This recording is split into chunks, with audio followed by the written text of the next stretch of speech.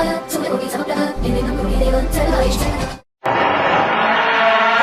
रात होती है तो हम एक दिया जला लेते हैं और उस रोशनी में खुद को महफूज समझते हैं, मगर उस रोशनी के परे जो अंधेरा है वो अपने अंदर बहुत सारी कहानियां समेटे हुए हैं और इन्हीं कहानियों को आपको लेकर आता है रात के अंधेरे में।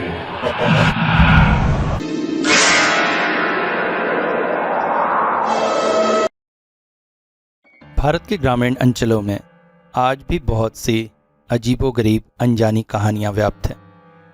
ये वो क्षेत्र हैं जो आज तरक्की से पिछड़े हुए हैं।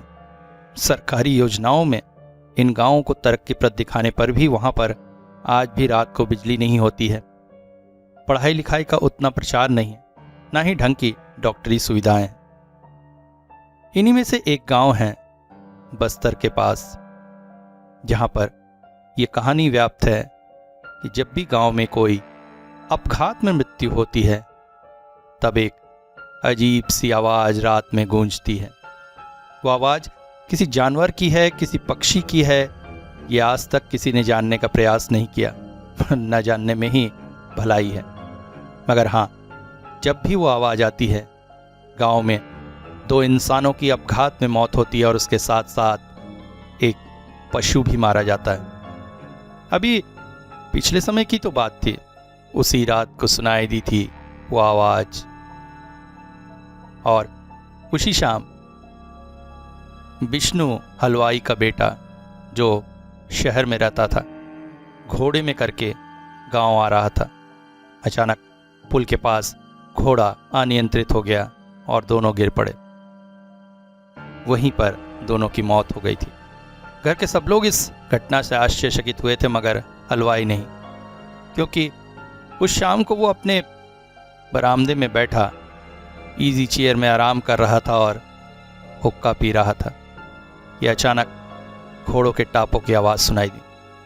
समझ गया बेटा शहर से उससे मिलने आ रहा है, मगर आश्चर्यजनक तौर पर सिर्फ घोड़ा ही घर के आंगन में आया। उसके शरीर में कई जगह से खून निकल रहे थे, आंखों में आंसू थे और मुंह से झाग निकल रहा था। वो चौंक पड़ा। अरे चेतक, क्या हुआ? तेरा मालिक कहाँ है? मगर बिना कुछ बोले घोड़ा जमीन पर लुढ़क गया। वो चौंक पड़ा था, चीख कर घर वालों को इकट्ठा किया, मगर कहां कोई घोड़ा, कुछ भी तो नहीं था। इसी गांव की एक घटना मुझे मेरे पड़ोस में रहने वाली एक बिटिया ने सुनाया था। उसका मेरे घर काफी आना जाना था। उसी ने बताया था इसी गांव में उसके मामा का घर है। असली में बड़े पापा, मैं हर बार छुट्टियों में मामा के घर जाती हूँ। मामा के घर में मेरे दो भाई हैं, पिंटू दा और बिशु दा। बिशु दा उम्र में छोटे हैं, पिंटू दा मेरी उम्र के ही हैं। इसलिए जितनी तरह की खेल कूद, लड़ाई झगड़ा, मारपीट सब कुछ उन्हीं से होता था। उस बार मैं 12वीं की परीक्षा देकर वहां घूमने गई थी। पिंटू दा भी कॉलेज का फर्स्ट ईयर क्लियर कर चुके थे, मगर आगे पढ़ने का उनका मन न था। वैसे भी पढ़ के क्या होता, नौकरी चाकरी तो कुछ मिलनी न थी। मामा की अच्छी खासी खेती बाड़ी है और उसी से काफी पैसा आ जाता है। अभी उन्होंने एक आटा चक्की भी डाली थी। सोचा था बेटे इसी से कमा खा लेंगे। सो पिंटू दा के लिए घर पर तो कोई काम था ना, इसलिए समाज सेवा करते फिरते थे। गांव में कभी भी किसी की कोई भी तकलीफ हो तुरंत दौड़ कर जाते। उनके मित्रों का एक ग्रुप था जो गांव से काफी दूर पास के गांव में झुंड लगाता था। इसलिए पिंटू दा अक्सर घर से बाहर रहते। सवेरे के निकल जाते, देर रात वापस आते। घर वाले इस बात को लेकर काफी परेशान भी होते थे, क्योंकि घर आने के रास्ते में एक बड़ा सा तालाब और एक कब्रिस्तान पड़ता था। घर के पास का माहौल भी कुछ वैसा ही था। एक तरफ बांस के जंगल थे तो दूसरी तरफ चौधरी लोग का घर था। ये घर बंद ही रहता था। साल में एक बार दुर्गा पूजा के समय चौधरी परिवार शहर से यहाँ आकर 3-4 दिन तक रहता और पूजा होती। कहते हैं एक समय यहां पर बहुत बड़ी पूजा होती थी, और यही नहीं, यहां पशु बलि भी दी जाती थी। बड़ी बड़ी भैंसों को एक ही वार में काट डाला जाता था। एक और पूजा होती थी यहाँ पे, मां छिन्नमस्ता की पूजा। गांव वाले कहते हैं बड़ी भयानक पूजा है वो। मां को प्रसन्न करना बहुत मुश्किल है। छोटी सी गलती होने पर भी बहुत अहित होता था। एक बार बलि देने में गड़बड़ी हो गई थी। इस वजह से घर के एक लड़के को अपने प्राण गंवाने पड़े थे, और एक बार दूसरी गलती की वजह से दूसरे लड़के को। तब से उस घर को लेकर डर का ही माहौल है। कहते हैं आज भी कभी कभी रात को वहां से ढाक और घंटे की आवाज आती है, जैसे जैसे पूजा का आयोजन हो रहा हो, और बलि के लिए बजने वाले वाद्यों की भी आवाज आती है। उस घर को लेकर गांव में डर का ही माहौल है। आपको मैं मामा के घर की रचना बताती हूं। कहकर उसने कागज कलम लिया और आकृति बनाकर मुझे समझाने लगी। 2 बड़े बड़े घर बनाए। ये छोटा वाला घर जो है ना, ये रसोई घर है, और ये हमारा घर है। ये कमरा, इसमें मामा सोते हैं। ये वाले कमरे में मैं और मामी, और ये है पिंटू दा और विशुदा का कमरा। यहाँ से खिड़कियां हैं। इस खिड़की से बाहर का बांस झाड़ दिखाई देता है, और पिंटू दा विशुदा के कमरे में 2 खिड़कियां हैं। एक खिड़की से बाहर का बांस झाड़ और दूसरी से चौधरी लोग का घर दिखाई देता है, और ये बड़ा सा आंगन है। मेन गेट बहुत ही मजबूत है, और आंगन चारों ओर से दीवार से घिरा है, जैसे चोर वगैरह कोई ना आए। और ये रास्ता है, ये इधर बांस झाड़, ये इधर चौधरी का घर।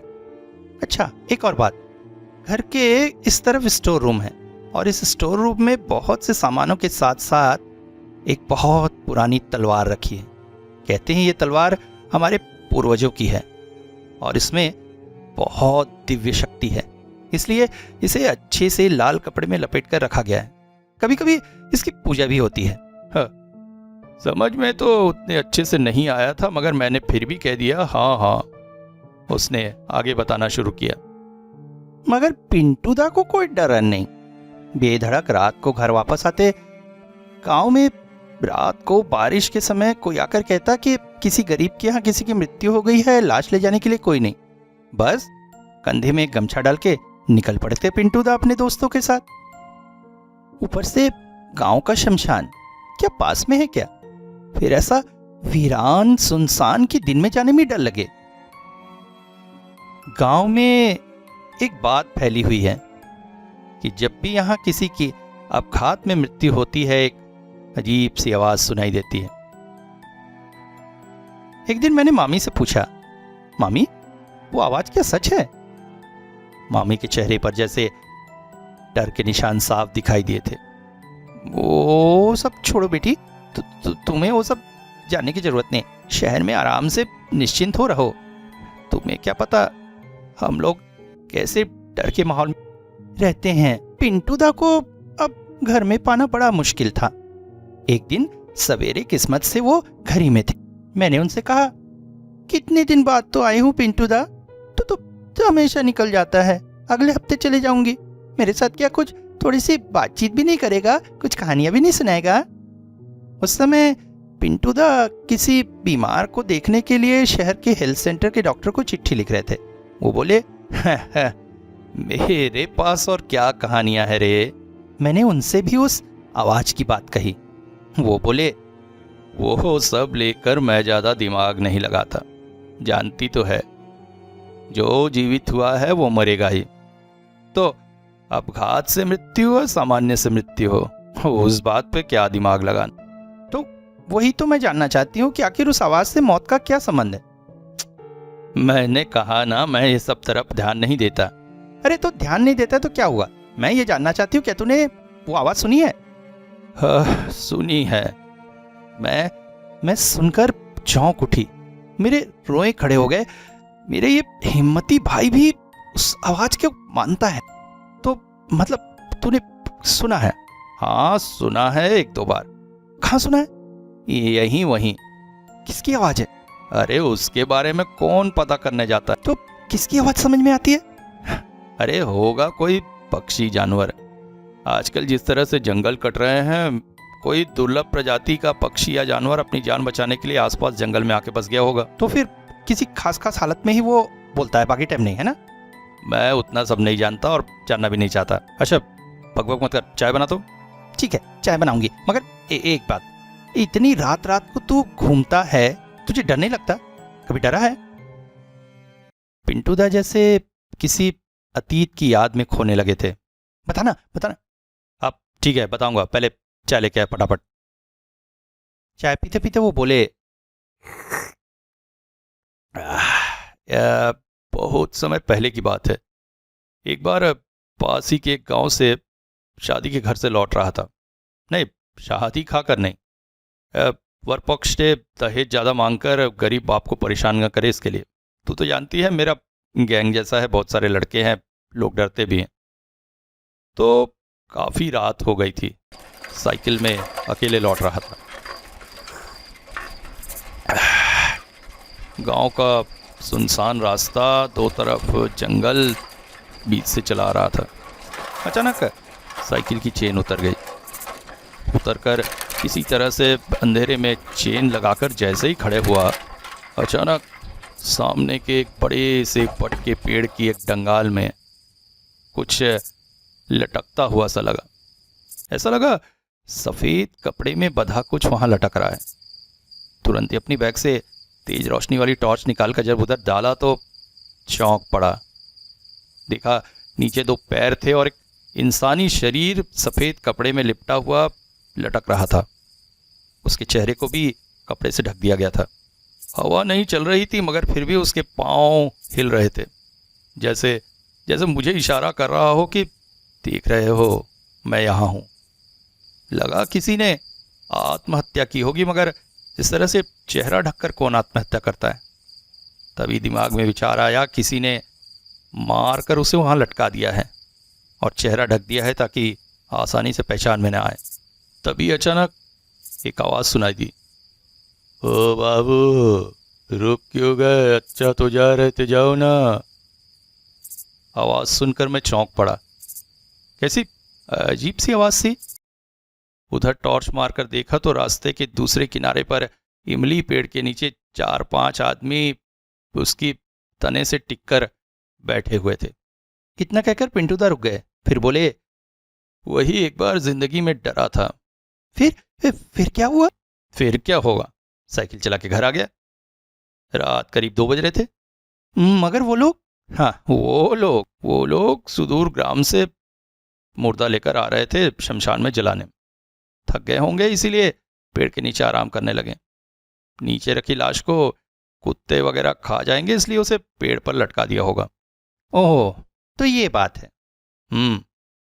मगर एक बात मुझे किसी भी हाल में समझ में नहीं आई। एक लाश को कोई इतनी ऊंची डंगाल में कैसे ले जाकर लटका सकता है? बात मेरे दिमाग में आई वहां से काफी दूर आकर, और तभी मेरे कानों में पड़े बोलो राम की आवाज, और उसके साथ साथ बहुत सारे लोगों के चलने की आवाज।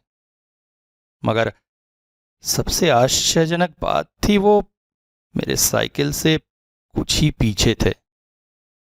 मगर मैं उस जगह से काफी दूर निकल आया था।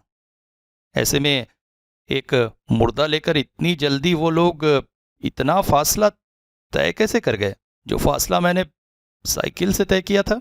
अभी हम बातें कर ही रहे थे कि 2 लड़के आए और बोले, पिंटो, ओ गिरी माली ने एक लड़के का सिर फोड़ दिया है। क्या सिर फोड़ दिया है? हाँ, उसके पेड़ से 2 आम तोड़े थे इसलिए। अरे ये तो बहुत पड़ गया है। हाँ, वो बस तुझे ही डरता है। चलना, थोड़ा उसको देना बत्ती। हाँ ठीक है, मगर उससे पहले उस लड़के का इलाज कराना पड़ेगा। सिर फट गया क्या? हाँ बहुत बढ़ गया, फट गया है। अरे तो फिर तो उसे शहर के अस्पताल ले जाना पड़ेगा। ये बोल के पिंटू दा उनके साथ निकल गए। बस दिन भर का खाना पीना सब भगवान नाम। गिरिमाली के बारे में मैंने सुन रखा था, एक बार देखा भी था। काला मोटा भैंस जैसा, आंखें जैसे दहकते अंगारे, मोटे मोटे होंठ, बहुत ही गुस्सैल, और उसका चोरी का हाथ भी है। किसी के घर में घुसे तो इधर उधर के सामान टाप लेता है, इसलिए लोगों से अपने घर में घुसने ही नहीं देते थे। एक बार क्या किया था, गांव के एक बच्चे को चुराकर बाहर ले जाकर बेचने की कोशिश में था, और पिंटू दा अपने आदमियों के साथ उसको पकड़ लिए थे। तब से वो पिंटू दा से बहुत चिढ़ता। एक बार तो बातों ही बात में उन पर एक हंसिया फेंक मारा था। थोड़े से के लिए पिंटू दा बच गए थे, मगर इसी पिंटू दा ने उसे पुलिस से भी बचाया था और कहा था, दोबारा अगर चोरी चमारी किए ना तो फिर गांव से बिल्कुल बाहर निकाल दूंगा। गिरिमाली ने उस दिन पिंटू दा के नाम से बहुत गंदे गंदे श्राप दिए थे और उनको मरने का अभिशाप दिया था। और उसे सुनकर पिंटू दा की माँ ने कहा था, क्यों तू उस दुष्ट के मुंह लगता है रे, तुझको अभिशाप देते रहता है और मेरा मेरा दिल डरता रहता है। पिंटू दा माँ की बात कभी नहीं सुनते, बस कहते, अरे लोमड़ी के अभिशाप से हाथी मरता है क्या, मेरा कोई कुछ नहीं कर सकता। बस दौड़कर चले गए। अच्छा, अब असली घटना बताओ। तो पिंटू दा के एक दोस्त की बहन की शादी थी। उनके ऊपर बहुत सी जिम्मेदारियां पड़ी। शहर से जाकर सामान खरीदना था, बहुत सारे काम थे। सामान खरीदकर जल्दी जल्दी घर भी लौटना था। नहा धोकर 1 बजे के अंदर शादी घर में जाकर ही खाना खाना था। फिर शाम का काम, बारातियों का स्वागत वगैरह, सारा काम करते करते दिन बीत रहा था। मगर दोपहर ढले तक पिंटू दा नहीं लौटे। घर वालों ने सोचा कि शहर से सीधा शादी के घर में चले गए होंगे, वहीं नहा खा लिए होंगे और एक बार में सारा काम धाम निपटाकर रात को लौटेंगे। मगर रात के 11 बज गए, पिंटू दा नहीं लौटे। विशु दा जब शादी घर से लौटे तो मामी ने पूछा, ए तेरा दादा कहाँ है रे? पता नहीं, 1-2 बार शादी घर में देखा था मगर फिर नहीं दिखे, शायद खाए भी नहीं है। सब वहां भी खोज रहे थे। बाद में सबने सोचा शायद घर आ गए। ओ माँ, क्या कह रहा है, वो तो घर आया ही नहीं। उस रात को किसी को भी ढंग से चैन नहीं मिल रहा था। सब अपने अपने बिस्तरों पर पड़े हुए अजगे इंतजार कर रहे थे कब दरवाजे पर दस्तक होगी। फिर मुझे भी नींद नहीं आ रही थी तो मैं विशुदा के कमरे में चली गई। देखा विशुदा भी नहीं सोए हैं, बस इधर उधर करवटें बदल रहे हैं। रात तब 1:30 बज रहा था। घर के एक कोने में उनकी पालतू बिल्ली झपकियां ले रही थी। बहुत साल पहले की बिल्ली है, बहुत उम्र। ऐसे तो बहुत खूंखार है, किसी चूहे के बात छोड़ो लोगों को भी घर में आने नहीं देती। हाँ, जान पहचान के लोगों के लिए बात अलग है। मैंने विशुदा से पूछा, अच्छा शादी घर में अपने भैया को कब देखा था? तब पहला बैच खाने बैठा था, यही रात के 8 बजे होंगे। क्या कर रहे थे वो? सबको खाना परोस रहे थे। फिर लगा बाहर से 2 लोग उनसे मिलने आए। वो काम छोड़कर उनसे मिलने गए। पहचानता था तूने? नहीं, पहचान के नहीं थे वो। फिर शायद उनके साथ कहीं चले गए, फिर मैंने उन्हें नहीं देखा।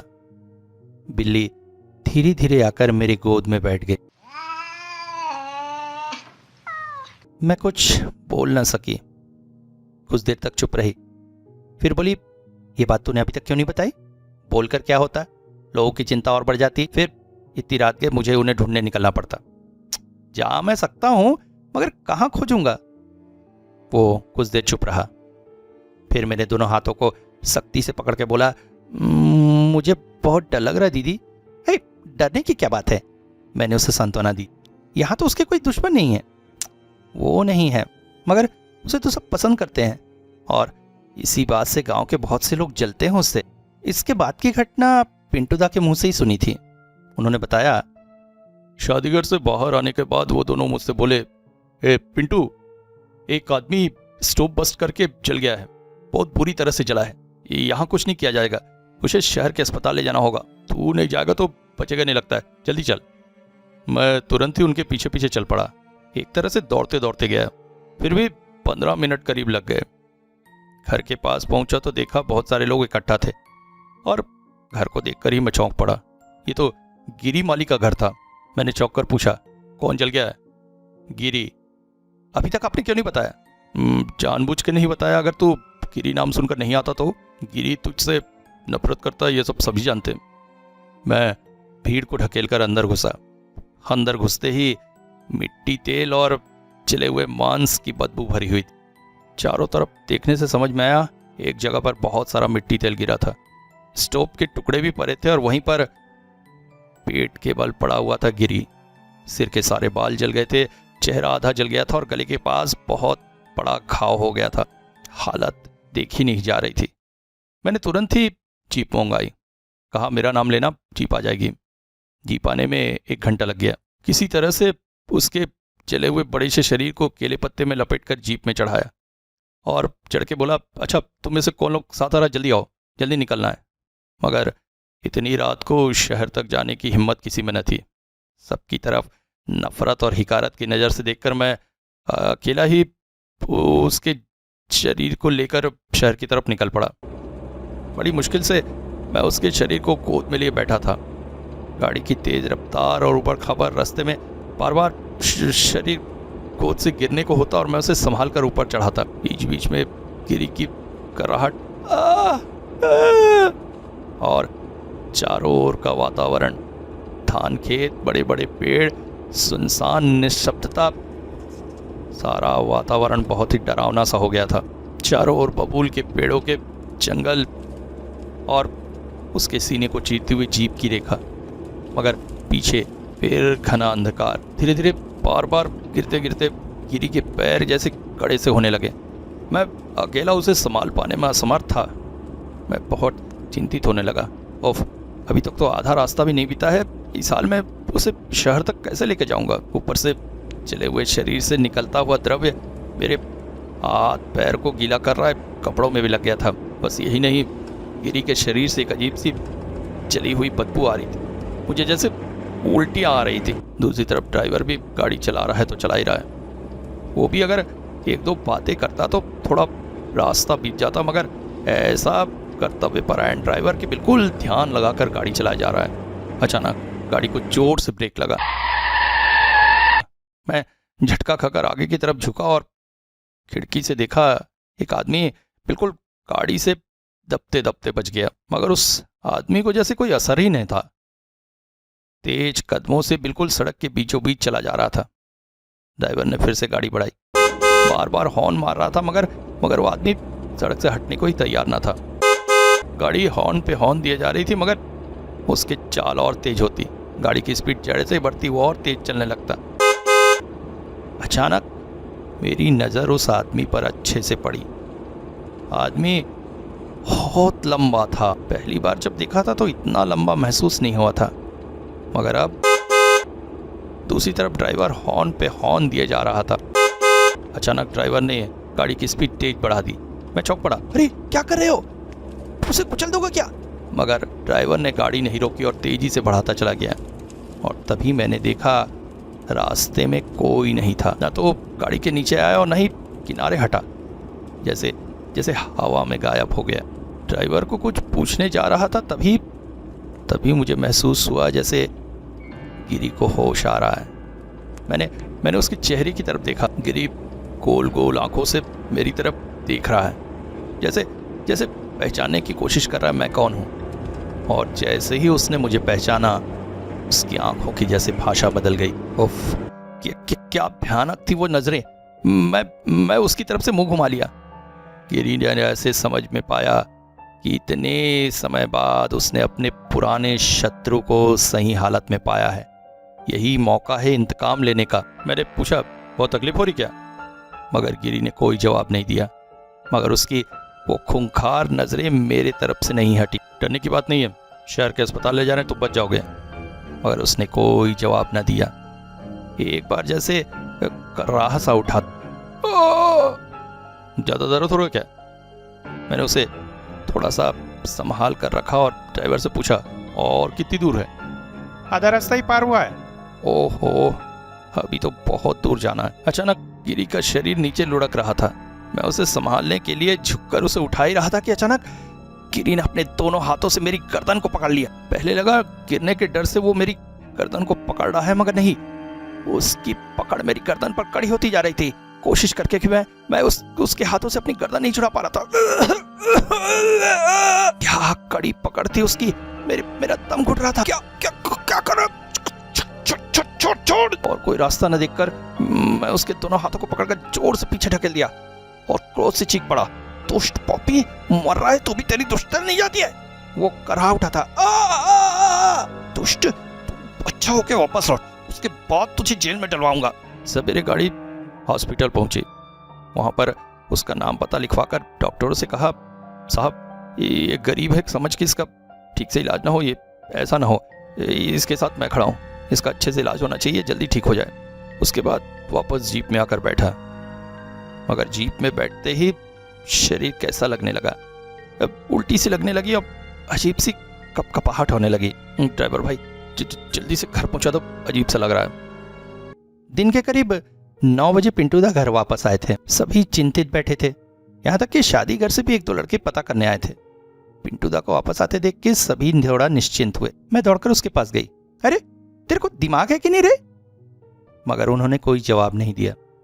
पालतू बिल्ली उन्हें बहुत देर बाद देखकर उनके पैरों से लिपटने लगी, मगर उसे भी उन्होंने एक जोरदार लात मार दी। ऐसा अजीब सा व्यवहार तो उन्होंने कभी नहीं किया था। अचानक सबकी नजरें उनकी तरफ पड़ी। मामी बोली, ए तेरे कपड़ों को क्या हुआ है? क्या हुआ है? रात भर तो थका कहाँ? बाद में बताऊंगा, पहले थोड़ा सोऊंगा। किसी तरह से शर्ट उतार के फेंक कर जमीन पर ही वो सो गए। पैंट को भी उतारने की जरूरत थी मगर नहीं उतारे। आधे घंटे बाद वो उठे। उसके बाद सब उसके पास बैठकर बार बार पूछने के बाद बड़ी मुश्किल से छोटे रूप में गिरी कलानी को हॉस्पिटल पहुंचाने तक की बात बस उन्होंने बताई। मामी ने कहा, कुछ खाएगा? रात भर तो कुछ नहीं खाया। उसने ना में सिर हिलाया। अरे क्या हुआ? ठीक है तो थोड़ा चाय बना देती हूँ, पी। मैं तुरंत जाकर चाय बनाकर ले आई और साथ में बुने हुए चिवड़े। चिवड़े की तरफ तो देखा ही नहीं, चाय की 1-2 सिप ली। फिर मैंने पूछा, अरे चाय नहीं पिएगा? नहीं, जलने की बदबू है। क्या जलने की बदबू? तुम लोग मुझे परेशान मत करो, थोड़ा अकेले रहने दो। उसके बाद वो चुपचाप बैठे रहे। पिंटू दा का स्वभाव जैसे अजीब सा हो गया था, कोई कुछ समझ ही नहीं पा रहा था। जा नहा ले। मामी की बात सुनकर पिंटू दा तेल मलकर पासी के तालाब में चले गए। तालाब में जाकर वो बहुत देर तक तैरते थे, मगर उस दिन वापस लौट आए। बोले, तालाब में नहीं नहाऊंगा, घर ही में नहाना। क्यों तालाब में नहीं नहाएंगे ये कोई पूछ नहीं सका। नहाकर खाने बैठे, थोड़ा सा खाकर बोले, जली हुई बदबू आ रही है। उसके बाद जाकर सो गए। सबने सोचा गिरी के जले हुए शरीर को दूर ले गया होगा, उसीलिए ऐसा कर रहा है। शाम को शुगर उठे, मैं उनके आसपास ही घूम रही थी। रात भर इस तरह से उस जले हुए शरीर को लेकर शहर गए। इस कहानी को अच्छे से सुनने के लिए मुझे बड़ी उत्तेजना हो रही थी। गिरी के साथ उनका जो रिश्ता है वो सभी को पता है। गिरी तो उन्हें बिल्कुल पसंद नहीं करता था, मगर उसी गिरी को बचाने के लिए ये इस तरह से दौड़ कर गया, ये क्या कम बड़ी बात है? मगर उनसे कुछ पूछने की हिम्मत नहीं हो रही थी। बिल्ली गुस्सा छोड़कर उनके पास बैठ गई। पिंटू दा उसे प्यार करने लगे। शबेरे तूने उसे उस तरह से लात क्यों मारी थी? मैंने उसे पूछा। क्या मैंने इसे लात मारी थी? वाह, इतने समय भूल गया। याद नहीं आ रहा। रोज तो कितनी देर तक तैरते रहता है तालाब में, आज तालाब में जाकर वापस आ गया, क्यों रे? इस बात का जवाब देने से पहले ही पिंटू दा ने बिल्ली के शरीर से हाथ हटा लिया। क्या हुआ? बिल्ली के यहाँ पे ये काला दादा के देख रही है? हाँ, वो तो उसके जन्म से है। मुझे लगता है कहीं से ना चल गई होगी। चल गई थी? तेरे के दिमाग खराब हो गया है? हा? हर जगह जला जला देख रहा है। वो चुप रहे, फिर बोले, मैं भी ना जल कर ही मरूंगा। क्या बोलता है तू? हाँ, जलना जो क्या भयानक होता है, खुद के आंखों से न देखो ना तो पता नहीं चलता है। खूब जल गया है? नहीं, ओ ऐसा नहीं, सिर्फ आधा चेहरा, गला और पीठ, तब तो बच जाएगा। नहीं बचेगा, नहीं बचेगा। क्यों? मुझे समझ में आ रहा है नहीं बचेगा। वो तू डॉक्टर है या भविष्यवक्ता है? ओ सब कुछ नहीं, मगर मैं जानता हूँ नहीं बचेगा। मैंने कुछ नहीं कहा, मगर अचानक वो खुद ही बोलने लगे। एक लंबा सा आदमी रास्ते के बीचों बीच चल रहा है। पीछे से गाड़ी आ रही है, हॉर्न बजा रही, मगर वो रास्ता नहीं छोड़ेगा। बीच से ही चल रहा है, लंबे लंबे टक भरते हुए। ड्राइवर और क्या करता, तेज रफ्तार से गाड़ी चला दी, मगर वो आदमी गाड़ी के नीचे नहीं आया, हटा भी नहीं। उसे फिर नहीं देखा गया, गायब हो गया। बात खत्म करके पिंटू दा पीछे वाले मकान की खिड़की की तरफ से उस घर की तरफ देखने लगे। ऐसे में बाहर दस्तक की आवाज़ हुई। मैं दौड़कर गई, दरवाज़ा खोली और अंदर आकर बोली, पिंटू दा तुमको बुला रहे हैं। फिर अचानक मैंने सुना वो बाहर जाकर बोल रहा है, नहीं नहीं नहीं नहीं नहीं, मैं नहीं सकूंगा, तुम लोग जाओ। जो लोग आए थे वो लोग चले गए। मैंने पूछा क्या बोल रहे थे वो? गिरी हाँ सवेरे मर गया, बॉडी लाना पड़ेगा। मैं नहीं सकूंगा, नहीं नहीं मैं नहीं। पिंटू दा नहीं गए। जो लड़का सवेरे निकल जाता था और रात को लौटता था वो आज दिन भर से घर ही में था। सबने देखा उनका चेहरा अजीब सा पीला सा हो गया था। अपने कमरे में चौकी के ऊपर उकड़ू बैठे हुए थे, एकदम चुप। समझ में आ रहा था वो किसी चीज से बहुत डर गए हैं। घर में मैं ही एक थी जो उनके इस तरह की परिस्थितियों में उनसे बातचीत कर सकती थी। थोड़ी सी हिम्मत करके बोली, पिंटू दा क्या हुआ रे, थोड़ा बाहर से घूम के आना। चल मैं भी चलती हूँ तेरे साथ। तो तू जाएगी? चल। हम लोग निकल ही रहे थे कि अचानक वो बोले, तू रहने दे, मैं ही जाता हूँ। कहकर हाथ में टॉर्च लेकर वो निकल गए। मैं पीछे से बोली, आज ज्यादा रात मत करना। अचानक वो चौंक पड़े। क्यों? अरे ऐसी बोल रही हूँ, कल इतनी मेहनत किया है, आज थोड़ा ज्यादा सो लेना। अच्छा ठीक है, कह के वो चले गए। मगर 10 मिनट के अंदर ही वो वापस आ गए। मैं बोली, अरे वापस आ गए? हाँ मेन गेट बंद कर और एक बार झांक कर देख तो उधर कोई टहल रहा है क्या? कहाँ घूम रहा है? देखा कि कोई पास झाड़ से निकलकर मेरे पीछे आ रहा था। फिर वहां से वो वाले चौधरी के घर की तरफ चला गया। क्या? अच्छा रुक मैं देखती हूँ। टॉर्च लेकर निकल रही थी कि अचानक विशु बोले, रुको दीदी मैं भी आता हूँ। 15 मिनट बाद दोनों ही लौट आए। कोई कहीं नहीं है। ओ क्या तुम लोगों के लिए रुकेगा? वो तो मेरे लिए आया था। रात को सोते समय अचानक वो अपनी माँ से बोले, माँ आज की रात तुम लोगों के कमरे में सोऊंगा। मामी कुछ देर उसे चौंक कर देखती रही, फिर बोली, ठीक है सो जा। अच्छा मैं तेरा बिस्तर कर देती हूँ। बिस्तर किया जा रहा था कि अचानक वो बोले, नहीं रहने दो, अपने कमरे में ही सोता हूँ। क्या और होगा? हाँ क्या होगा, और वैसे भी विशु अकेले सोएगा क्या? विशु अपने कमरे से बोले, हाँ मैं अकेले नहीं सो सकता क्या?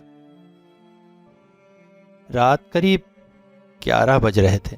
मैंने मामी से कहा, मामी मुझे लगता है पिंटू दा ना किसी बात से बहुत ज्यादा डर गए हैं, इसीलिए वो यहाँ सोना चाह रहे थे। मुझे लगता है उन्हें ही बुला लेते हैं। हाँ तो बुला ले। मैं अपने कमरे से निकलकर उनके कमरे की तरफ जा रही थी।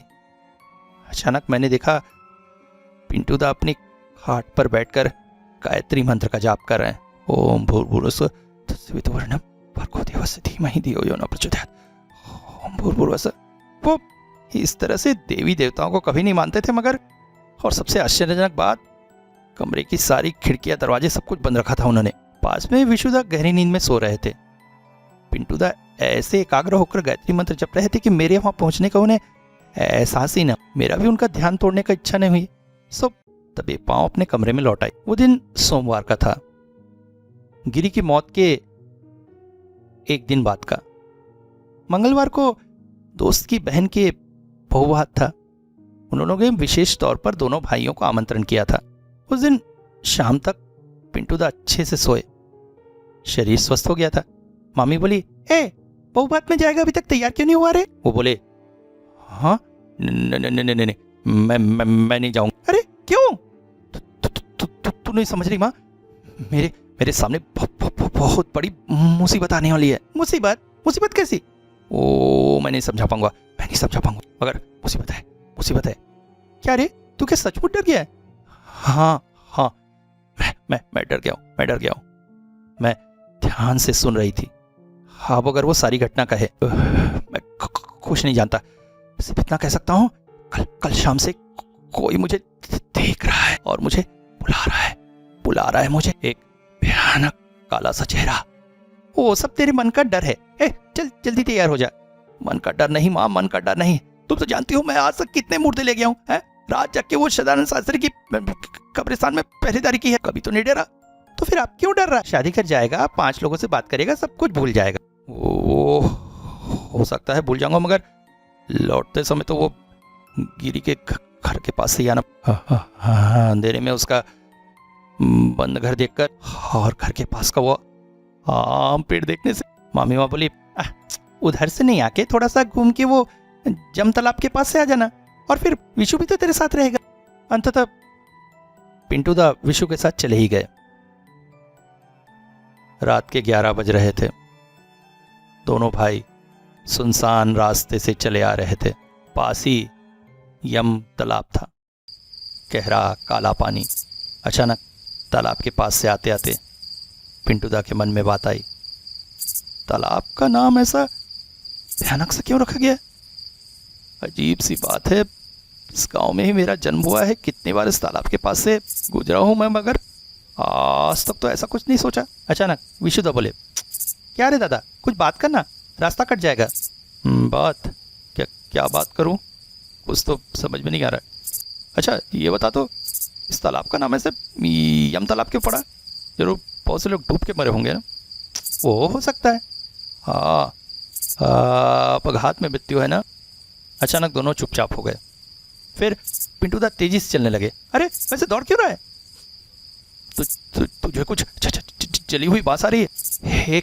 एक मुर्दा जलने की बात? नहीं, कहाँ?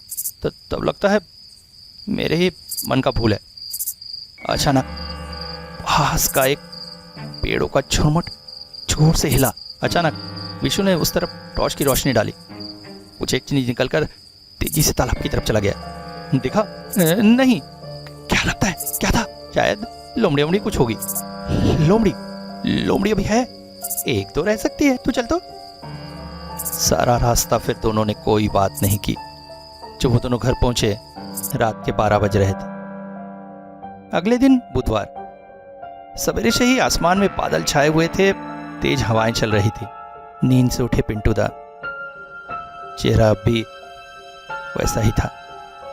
चाय, फिर सब बैठे हुए थे, कोई किसी से बात नहीं कर रहा था। अचानक पिंटू दा बोले, अच्छा कल रात के कोई पूजा थी क्या? अभी तो पूजा की बात नहीं है, मगर यहाँ पे कोई विशेष पूजा वूजा होती है कि नहीं, मुझे तो पता नहीं। अच्छा क्यों? कल रात को ढाक की आवाज आ रही थी। एक साथ बहुत सारे ढाक बज रहे थे, जैसे जैसे बलि के समय बजता है। हे ते उठ तो, बुड्ढू की तरह दीवार से टिक कर बैठा है और ढाक का सवासन सुन रहा है। मामी ने जोर से डांटा, मगर तब भी पिंटू दा नहीं उठे। जैसे जैसे किसी और विचार में खोए हुए खिड़की से चौधरी के घर की तरफ देखते रहे। डर से भरा हुआ था उनकी आंखें। मैं बोली, पिंटू दा तुम जरा पास के गांव में जाओ ना, जरा सब्जी भाजी खरीद लाओ। मैं नहीं जाऊंगा, तुम लोग जाके ले आओ। अरे तेरे को क्या हुआ है? बार बार तू ऐसे सो क्यों जा रहा है? मामी की बात का जवाब दिए बिना ही अपने मन में खोए पिंटू दा बड़बड़ाते रहे। अपघात में मृत्यु 3 दिन हुआ, आज उसका काम है, तो उसको लेके तू काहे को चिंता कर रहा है? मगर अब भी पिंटू दा कुछ नहीं बोले, अपने मन में बड़बड़ाते रहे। एक लंबा सा आदमी सुनसान रात में रास्ते के बीच से चल रहा है। एक गाड़ी पीछे से बार बार हॉर्न दे रही, मगर वो रास्ता नहीं छोड़ेगा। रास्ते के बीचों बीच से ही चला जा रहा है, लंबे लंबे डग भरता हुआ। ड्राइवर और क्या करेगा? आंखें मूंद कर स्पीड बढ़ा। आदमी हटा भी नहीं, गाड़ी के नीचे दबा भी नहीं, फिर उसे देखा भी नहीं जा सका।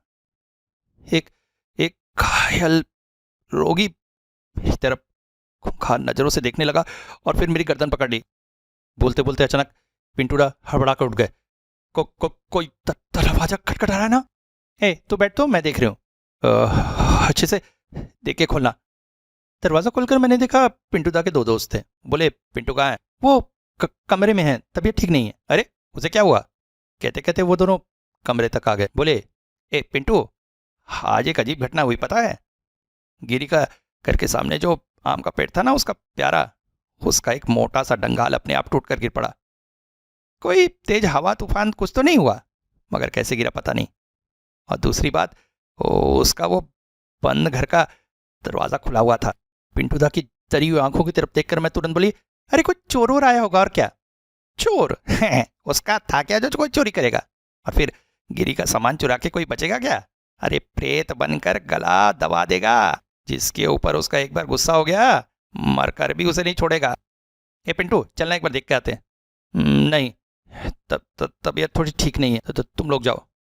अच्छा ठीक है, हम ही लोग जाते हैं, तो थोड़ा संभल के रहना। वो लोग चले गए। दोपहर को खा पी कर पिंटू दा लंबी नींद मारे, ऐसी लंबी नींद जैसे सारे डर से मुक्त हो गए। शाम को शर्ट पैंट पहन रहे थे। मामी बोली, निकल रहा है? हाँ, देखूं क्या होता है। अरे क्या होगा, जा घूम क्या। मैं बोली, मैं भी चलूं? नहीं, तू और कितने दिन तक पहरा देगी? पहरा देगी कि भी क्या मुझे पकड़े रख पाएगी? पिंटू दा निकल गए, मगर फिर 15 मिनट बाद वापस आ गए। माई बोली, अरे इतनी जल्दी आ गया? मैंने पूछा, कहाँ तक गया था? ये यहाँ से वहाँ। मतलब इधर के 5 झाड़ से वो चौधरी लोग के घर तक, दोनों को अच्छे से देख कर आया। हैं? वहाँ क्या देखने गया था? मेरे ऊपर आने वाली मुसीबत किस तरफ से आएगी ये देखने गया था। रास्ते के ऊपर का वो लंबा आदमी, उसने मुझे समझा दिया था गिरी और नहीं बचेगा। और तभी गिरी मेरे गर्दन पकड़कर मुझे मारने की कोशिश की। इसका मतलब उसी के हाथों मेरी मौत होनी है। कल रात को चौधरी लोग के बरामदे में पली के बाजे ने मुझे समझा दिया, मेरे सर के ऊपर तलवार लटक रही है, कोई नहीं बचा सकता, कोई नहीं। ये क्या? मामी का चेहरा जैसे सफेद हो गया। मैं भी चौंक पड़ी थी। ये सब बातें क्या कोई स्वस्थ लड़का कह सकता है? ये सब क्या अलौकिक डर, या फिर? तब शाम ढल चुकी थी। मामी ने पिंटू से कहा, बेटा ये खीर खा ले। 2 खा ही लेता हूं। ऐसे उसने कहा कि जैसे यही उसका आखिरी खाना हो। थोड़ा सा खा के बोला, चली हुई बदबू, कोई खा सकता है क्या? और फिर पास ही उसे फेंक दिया। पास ही बैठी बिल्ली ने सब कुछ चाट पाट के उसे साफ कर दिया। हम लोग पिंटू दा के कमरे में ही बैठे थे। वहां की खिड़की से बाहर चौधरी लोगों का घर दिखाई देता था और दूसरी तरफ 5 झाड़। मैं और मामी जमीन में बैठे मटर छील रहे थे। विशुदा खाट में सोए थे और पिंटू दा भी खाट में दीवार से टिक कर बैठे हुए थे। बिल्ली भी हमारे पास ही सोई हुई थी। हम सभी आपस में बातें कर रहे थे, मगर पिंटू दा जैसे अपने आप में खोए थे। उनकी नज़रें कभी इस खिड़की में तो कभी उस खिड़की की तरफ दौड़ रही थी। बाहर घना अंधेरा छाया था। वो जैसे उस अंधेरे में किसी का इंतजार कर रहे थे। अचानक घड़ी में 8 बजे अचानक एक आवाज़ हुई। आवाज़ आई मेन गेट की तरफ से। पिंटू दा चौंक पड़े और उसके साथ साथ मैं भी। उनकी आंखें जैसे बाहर को निकल आ रही थी। मामी और विशु ने शायद ये आवाज़ नहीं सुनी थी। बोले, क्या आवाज़ आई? नहीं, कुछ नहीं। अरे वो ग्वाल में बाल्टी था, शायद गाय के पैर लगकर उलट गई होगी। मगर आवाज़ तो दरवाजे की तरफ से आई थी ना। अच्छा रुक जा, मैं देखती हूँ। नहीं, तू मत जा।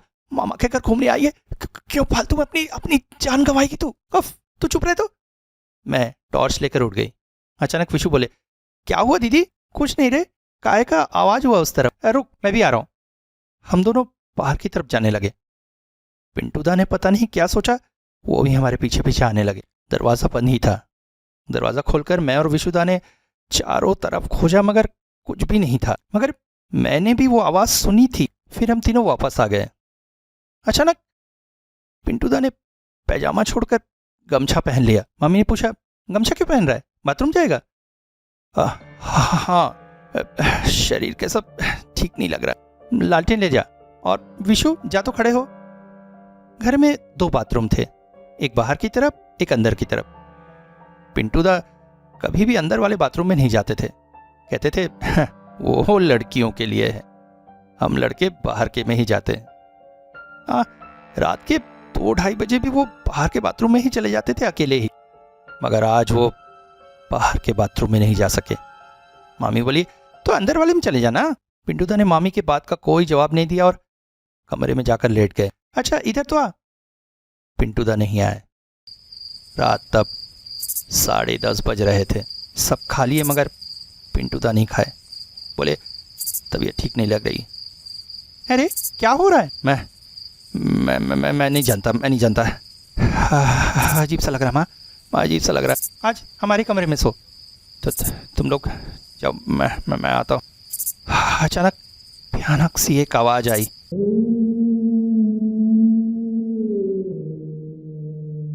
किधर से आई समझ में नहीं आ रहा था। ऐसा लगा कुछ तैरते तैरते आवाज करते हुए गया। अच्छा, पक्षी की आवाज क्या ऐसी होती है? मगर वो आवाज कुछ सेकंड के लिए हुई। मैंने भी अपने कानों से सुना था। ये क्या वो मौत की पुकार है? अच्छा, पिंटू दा ने तो नहीं सुना आवाज। सारे बिस्तर हो गए हैं, मसहरी लगाना हो रहा था।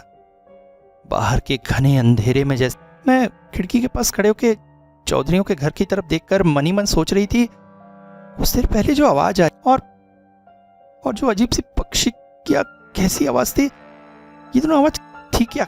सोचते सोचते अचानक मुझे लगा जैसे चारों ओर अजीब सी निशब्दता छा गई, ठीक जैसे जैसे तूफान आने के पहले होता है। कुछ देर पहले जो एक दो झींगुरों की आवाज थी, वो भी तो शांत हो गई है। पेड़ के एक दो पत्ते हिल रहे थे, वो भी तो शांत हो गए। और ये क्या? मुझे सांस लेने में तकलीफ हो रही है। क्यों? अच्छा, ये क्या सिर्फ मुझे हो रही है या सब? अचानक 5 झाड़ों को हिलाते हुए जम तालाब की तरफ से एक भयानक सी आवाज सुनाई दी। आवाज तेजी से इसी घर की तरफ बढ़ रही थी। जिसे पिंटू दा न सुन पाया, इसलिए मैंने दौड़कर खिड़की बंद दौड़ कर गई पास के कमरे में। देखा पिंटू दा खाट को पकड़कर थर-थर कांप रहे थे। मामी, मामा जल्दी आओ, विशु दा जल्दी आओ। मगर कौन आएगा? उस भयानक आवाज को सुनकर सब जैसे जम से गए थे। वो जानते हैं वही वो मौत की पुकार है। ये आवाज जब आती है तभी कोई अपघात में मरता है। उसके बाद मरता है एक और आदमी, और फिर एक जानवर। पिंटू क्या हुआ तुझे? ऐसे क्यों कर रहा है? मामी की आवाज आई थी। माँ वो मुझे लेने आ गया। तो मुझे अपनी बाहों में ले लो। माँ, मैं नहीं जाना चाहता, मुझे पकड़ लो। मामी उतने बड़े लड़के को अपने सीने से लगाकर पकड़कर बैठी हुई थी। आवाज जैसे इस घर की खिड़की की तरफ से होते हुए पास के चौधरी घर में जाकर शांत हो गई। अचानक कांपते पिंटू दा मामी की गोद से छूटकर जमीन पर गिर गए। ओ भगवान, क्या हुआ? विशु थोड़ा पानी लेके आ ना। विशु दा पानी लेके आए। पानी की छींटें पड़ती, उन्हें थोड़ा सा होश आने लगा, मगर फिर उनके पेट में असहाय दर्द उठने लगा। पेट दर्द से सिर दर्द, और सिर दर्द से पीठ। माँ, मुझे क्या हुआ माँ? मैं नहीं बचूंगा माँ। मैं बोल पड़ी, मामा डॉक्टर को बुलाना होगा। इतने रात को डॉक्टर कहाँ मिलेगा इस गांव में? इधर पिंटू दा के हाथ पांव सब ठंडे होते जा रहे थे, मगर कोई समझ नहीं पा रहा था एक स्वस्थ सबल लड़के को अचानक बैठे क्या हो। मगर डॉक्टर तो बुलाना पड़ेगा। देखिए उनका चेहरा सफेद होता जा रहा है। ठीक है, देखता हूँ किसी को अगर मिलता है। बूढ़े मामा घर से निकलने ही वाले थे कि अचानक विशु दा बोले, आप रुके, मैं जाता हूँ। तू छोटा है, तू कहाँ जाएगा? जाना ही पड़ेगा दीदी, भैया को बचाना है। वो तैयार होकर पास ही के स्टोर रूम की तरफ, सभी सामानों के बीच से उसने उठा ली वो तलवार के कपड़े को हटाते ही उसका इस्पात चमक उठ। साइकिल लेकर विशु दा निकल पड़े। इसके बाद की घटना हमने उसी के मुंह से सुनी थी। मैं उन्हें छोड़ने के लिए मेनगढ़ तक गई थी, भगवान को प्रणाम करते हुए रक्षा करने के लिए कहा। लौटकर उन्होंने बताया था अंधेरा, चारों ओर घना अंधेरा, और उसी में मैं साइकिल दौड़ाता चला जा रहा था। बाएं हाथ से मैंने साइकिल पकड़ रखी थी और दाएं हाथ में तलवार, अपने सामने उसे लहराते जा रहा था ताकि अगर कोई बाधा आए तो उसे कटकर हट जाए। अचानक ऐसा लगा जैसे सिर के ऊपर कुछ पंख फड़फड़ा के उड़ रहा है। मैंने अब तलवार अपने सिर के ऊपर घुमानी शुरू कर दी। ऐसा लगा चमगादड़ जैसे कुछ जीव मेरे सिर के ऊपर से उड़ रहे थे। मैं और तेजी से साइकिल चलाने लगा। वो सब मेरे सिर के ऊपर ही उड़ रहे थे। मैं अपने सिर के ऊपर ही तलवार घुमा रहा था।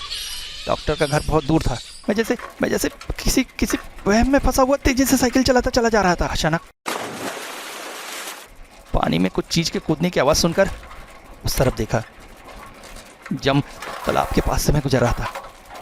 उसके बाद ऐसा लगा जैसे कोई पानी में बार बार डुबकियां मार रहा है, बाहर निकल रहा है। इतने रात को इस सुनसान तालाब में कौन ऐसा कर रहा होगा? मैंने और किसी तरफ ध्यान नहीं दिया, साइकिल चलाता रहा। इतनी रात को जो डॉक्टर साहब आएंगे ये हम लोगों ने सोचा नहीं था। डॉक्टर पिंटू दा के पहचान के थे। उनकी बीमारी सुनकर रुक नहीं पाए, तुरंत ही विशु दा के साथ चले आए थे। लौटकर जब विशु दा ने सारी बात बताई थी तो उन्होंने बताया उनके हाथ में तलवार देखकर डॉक्टर साहब चौंक गए। ये क्या, तलवार लेकर? दादा, इतनी रात को अकेले आने में डर लग रहा था, इसीलिए साथ ले आया। मगर इसे हाथ में लेते ही मेरा सारा डर जैसे गायब हो गया था। डॉक्टर साहब पिंटू दा को परीक्षण करके गंभीर हो गए। तुरंत 2 इंजेक्शन दिया और फिर उनके सिर के पास बैठे रहे पूरी रात। सुबह की तरफ दादा की तबीयत थोड़ी ठीक हुई। डॉक्टर साहब बोले, बहुत बड़ा खतरा आया था इसके शरीर में, बच गया है। अच्छा हुआ समय पर आप लोगों ने मुझे बुला लिया, वरना इसे बचाना मुश्किल हो जाता। चाय पीकर खुशी खुशी डॉक्टर साहब बाहर जा रहे थे। मेन गेट खोलते ही बोले, ये क्या है? सबने दौड़कर आकर वहां देखा।